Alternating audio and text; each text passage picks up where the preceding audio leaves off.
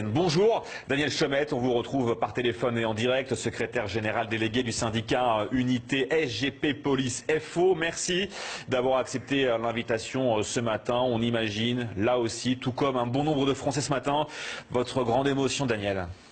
Oui, bonjour. Effectivement, une immense émotion, un grand chagrin, un profond chagrin parmi toutes les forces de l'ordre, dans la grande famille des forces de l'ordre. L'un des nôtres est tombé, c'est un héros. Je crois que personne n'a de doute là-dessus. C'est un héros. Il a sauvé des vies, pas une vie, mais des vies. C'est un immense professionnel, comme il y en a beaucoup. Parmi nous, la lutte contre le terrorisme nécessite un engagement au quotidien. Il faut que vos téléspectateurs sachent que tout est fait, vraiment tout est fait pour éviter des drames, pour éviter des attaques terroristes. L'exemple là est vraiment parlant. C'est un drame encore chez nous et une très vive émotion.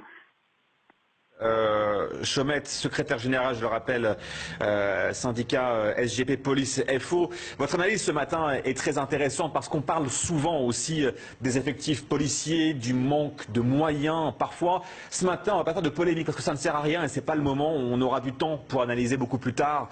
Mais si en quelques mots, vous deviez analyser ce qui se passe actuellement au sein de la police et de la gendarmerie, vous diriez quoi ? Je dirais tout simplement que, comme je viens de le préciser, vraiment tout est fait avec les effectifs et les moyens, notamment dans les filières du renseignement, pour essayer d'éviter que la France soit à nouveau touchée par des attaques terroristes.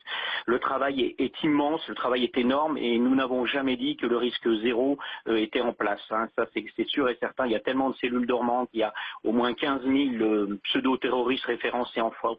C'est très difficile, vraiment très difficile de savoir s'ils vont passer à l'acte et quel jour et à quel moment. Donc évidemment, dans le contexte qu'on vit actuellement, ce serait particulièrement indécent d'aller polémiquer sur on aurait pu ceci ou on aurait pu cela.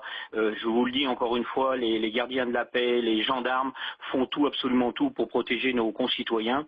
Et encore une fois, bien sûr qu'il faut y continuer à y mettre des moyens d'écoute, des moyens de protection. Bien sûr qu'il faut y mettre des effectifs. On sauvera des vies ainsi. Mais là, pour l'instant, effectivement, l'heure est au recueillement. Je pense particulièrement à la famille de notre collègue qui a été froidement abattu. Et je souhaiterais évidemment que tous les Français soient conscients du travail qui est fait par les forces de l'ordre en général pour éviter ces drames sur le territoire français. Il y en a beaucoup, au regard d'une affaire qui sort comme celle-là, il y en a beaucoup qui sont évités parce que le travail produit par les forces de l'ordre, notamment par les filières de renseignement, arrive à anéantir tout un tas d'individus qui veulent passer à l'acte. Merci à vous d'avoir été avec nous et on vous soutient bien sûr encore une fois grandement ce matin. La polémique n'est pas là, bien sûr, on salue bien sûr votre travail et celui des collègues au quotidien. Vous le disiez, qui empêche aussi un bon nombre d'attentats et on le répétera jamais assez.